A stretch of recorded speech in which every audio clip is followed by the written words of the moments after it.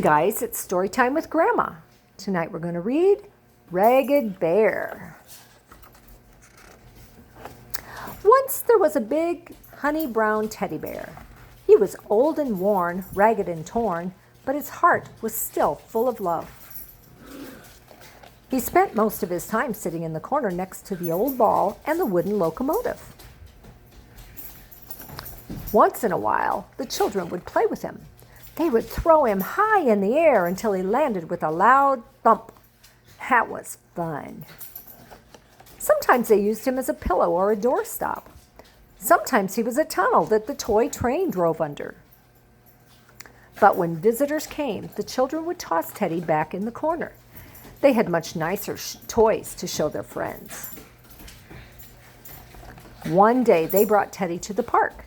He rode in the tricycle trailer with a puppet and a doll. He was really happy. Then it started to rain, and the children rushed back home. But they forgot Teddy. He was left sitting on a park bench all by himself. Teddy cried, but because he was already wet, no one could see his tears. He sat there for hours and hours, soggy and miserable and very, very sad, until finally he fell asleep.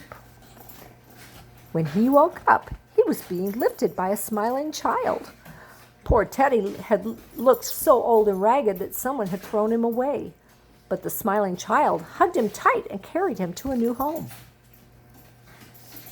There he was given a bubble bath, wrapped in a big towel, and sat near the warm oven to dry.